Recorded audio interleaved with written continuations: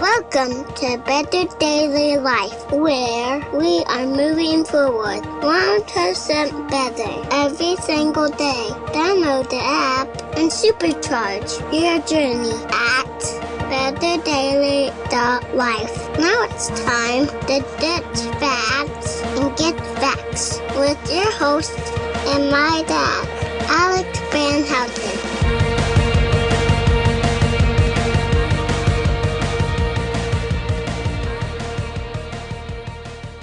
What is up, Betterment family? This is Alex Van Houten in Better Daily Live. Happy Thursday. It is Word Thursday, and Word Thursday is my favorite day of the week because I get to share with you some meditations on a word, and the word today is grit. I'm very excited to share this word with you. Good morning, KT. Thanks for joining me this morning. So this word is something that I have wrestled and struggled with for years to get the right feel on, the right definition on. And on Word Thursday, it's important to me to share meditations with words with you guys. And I've done everything from tachykindins to last week. Some of you guys joined me for a tearful rendition of the word child. So we really run the gambit here. But grit's something I've covered in the past. Actually, I believe I already have an episode titled Grit. So I guess this will just be Grit too. But I wanted to cover it with you guys anew because of the Faithful 40 Challenge. We're in the grit phase right now, and I want to explain that a little bit. And then also, as I've wrestled with this word and as I've come to embody it and understand it better and to use the word well with my clients, I'm getting better at explaining it. So hopefully I can do that here. Now, first, grit's a very, very strange word from an etymology perspective because grit actually doesn't mean anything psychological. Historically speaking, grit is like a roughness, like a sandy texture or a rockiness. And that goes all the way back to 12th century and in even 800 AD. That is a word used to describe, like a finely textured pebble or a rock. And back in those days, they didn't have sandpaper. That's kind of a modern invention. They didn't have sandpaper. And so when we think of grit being something that could rub against something else and to smooth it out from a rough surface, that actually didn't happen until relatively recently, in the past 200-300 years. But then in the 18th century is the first, at least as we know, the first recorded use of the word grit to mean a firmness of spirit, which is very, very interesting. And I've struggled with that because my history with this word, I saw a study in 2013 that I found on a TED Talk. And the lady was talking about how the most important thing for children who have been through traumatic situations is this very strange personality metric called grit. That's what they found. So when they took children who had rough upbringings and they followed them through this study for 20 years, the actual, whether or not they had extroverted personalities or introverted personalities, or whether or not they were highly intelligent versus not highly intelligent, or whether or not they were particularly conscientious or neurotic versus not being conscientious or neurotic, none of these factors actually seemed to have a bearing in whether or not these individuals went far in their career field, ended up in jail, blah, blah, blah.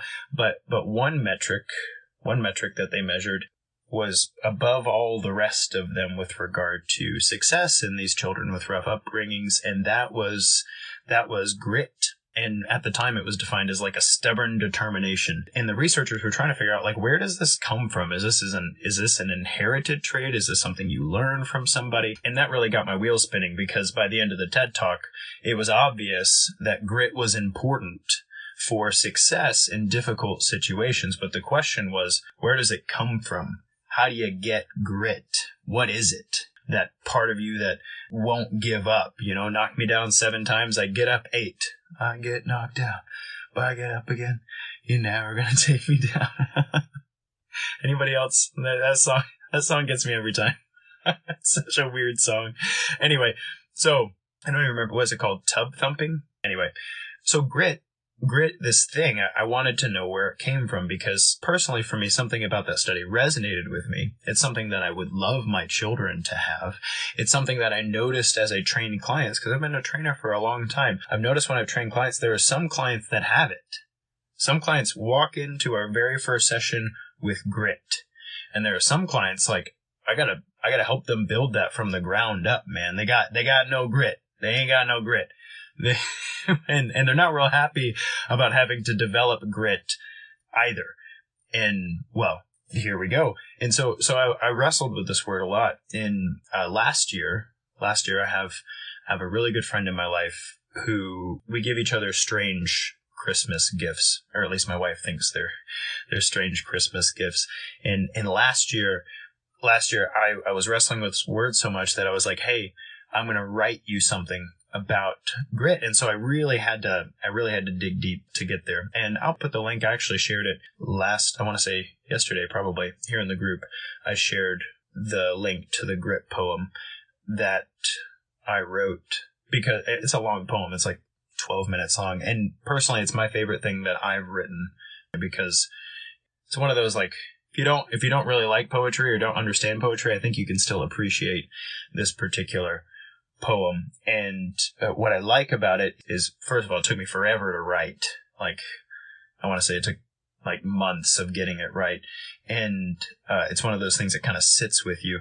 But what I noticed in this progression, and what I learned in writing this, was, as far as I know, grit is like this thing that you build from scratch in yourself that has 4 phases. So you have to grow endurance. That's a prerequisite for grit. And endurance, unfortunately, the only way to grow endurance is to go through hard things. It's to pit yourself against hard things. I've covered the word endurance here in Better Daily before, and I encourage people to find hard things to do and do them. So I'll tell them, hey, you've been running, go find a really mean hill. My next door neighbor, he's been trying to get into shape for himself. He had this crazy thing happen in his life, and so he's trying to move forward past that. So he started running again. He's like, I'm running, do you have any advice for me? I was like, hey, have you run that hill, over there? And he goes, that hill? That terrible hill? I'm like, yep, that's my secret training thing. And so he gets back from running this hill. He goes, you suck, man. That hill is awful. What is wrong with you? And so I thought, well, he got his taste of the hill. He's not going to go back. The dude's been back 5 times in the past 3 weeks. He's like, I can't get enough of that hill, man. You're right. Just digs right down to the core of you, burns you to a crisp, and then you gotta build yourself up again. I'm like, yeah, man, that's endurance. So endurance is a prerequisite for grit. Endurance is the ability to keep on keeping on even when you don't want to.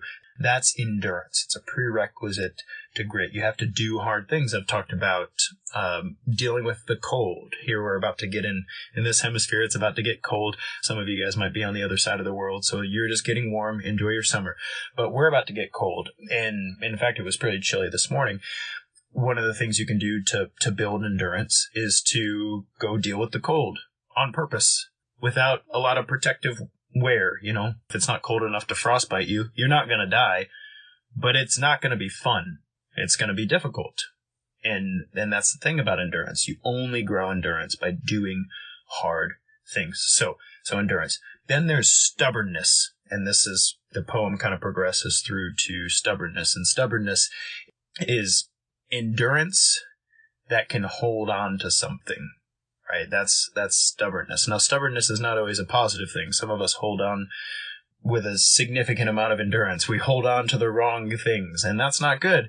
But I'll talk about that in a second. But endurance is when you can point to that keep on keeping on in you towards something that you can hold on to, right? And then the next step is perseverance. Perseverance is when your stubbornness is well placed, when you can grab onto something worth grabbing onto and not let go. And in the poem, I use Jacob wrestling with God to illustrate that idea. So we've got endurance, and then we've got stubbornness, and then we've got perseverance. You can think of these things as growth markers that require everything before it. And then we have grit. And the word picture in my head for grit is that the endurance, the stubbornness, and the perseverance can grow you kind of like a mountain. You become this firm rock. And if you never progress past perseverance, man, you're an admirable person. People who are perseverant are admirable. They are the individuals that you can depend on. They are trustworthy. They are responsible. They do what they say they're going to do. They're there. If they're not there on time, it's because they got pulled over on the way, Watch out for that. Going 53 into 35. True story. Happened to a client recently. Anyway, so they're perseverant, right? That's admirable. But then there are the people who have grit. And the people who have grit, and the way that I illustrate this in the poem, the people who have grit are the people who, while being perseverant, can hold up their end of the bargain. They can hold up under an immense weight, and they can be carved out for other people because their perseverance, their determination, their ability to stand up and do hard things and be stubborn and to hold on to the right things, that gives space for other people to take shelter while they perhaps need to grow their own endurance. And that's what grit is in my mind. Grit is being etched out one grain of sand at a time. That's that graininess. One grain of sand at a time, but not falling like a mountain that has a cave etched out of it. And, well, that's the idea of grit. And the reason the grit phase of the Faithful 40 Challenge exists is because with regard to mindset, with regard to nutrition, with regard to exercise, when you are 10 days into something, before that 20-day mark, this is the time frame when most people give up. That's true. If you go to like New Year's resolutions, that's a really good area of study in psychology. New Year's resolutions, people are like, yeah, I'm going to work out. I'm going to lose weight. This is going to be the best year ever. Let's do it. And so they start, right? And most people don't start January 1st. They'll make the resolution January 1st. But according to gym sales, most people show at the gym about a week or two into the year. And so they come and you can see the gym member, you can see the membership swipes. I've actually pulled these reports personally for a very large luxury gym chain with 119 clubs nationwide, lots and lots of members, pulled these reports and looked at them, and it's 100% true. So it's there. You see these, their card swipes, their check-ins. They're like, I'm here. And they are here. They are here solid for about a week and a half. And then 70% of people stop.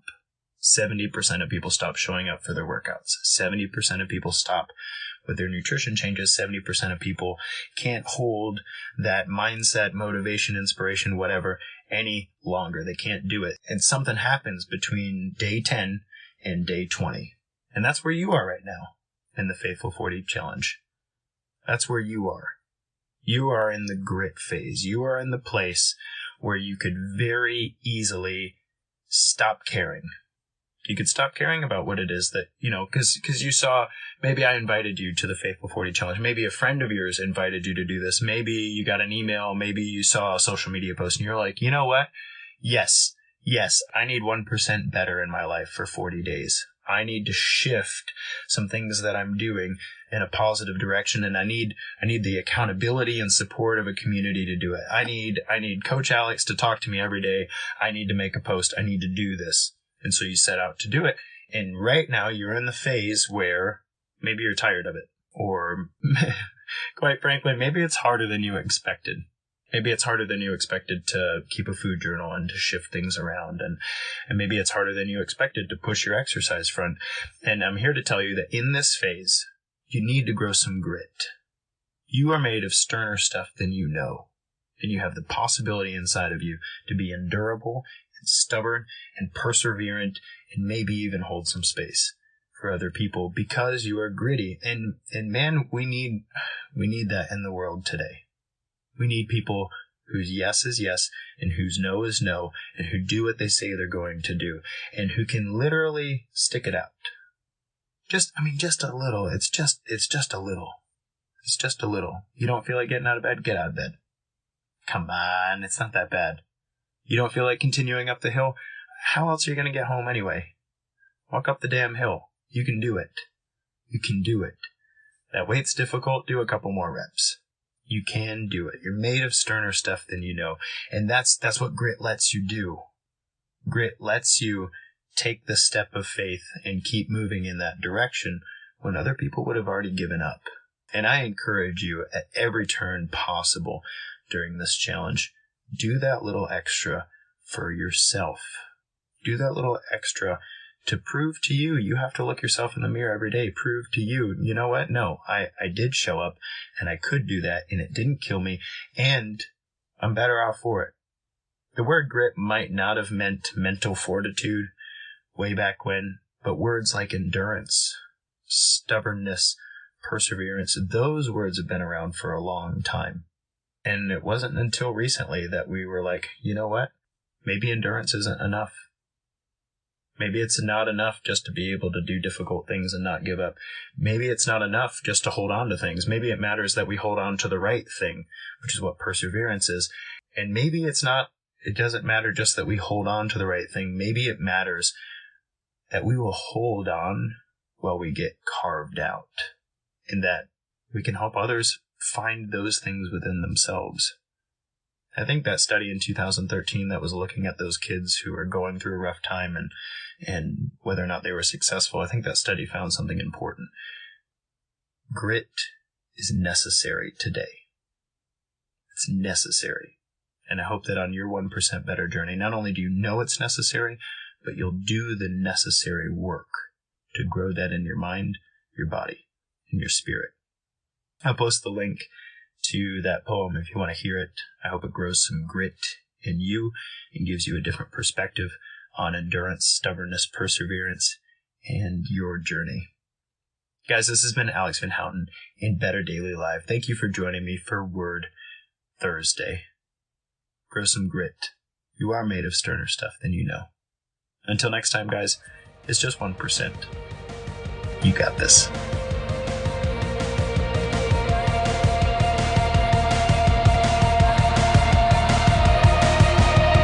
Thank you for joining us for your 1% better. Be you, just better, in mind, body, and spirit. Go to betterdaily.life, download our app, and check out our 5-star coaching resources.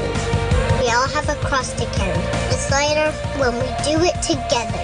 Go to betterdaily.life today.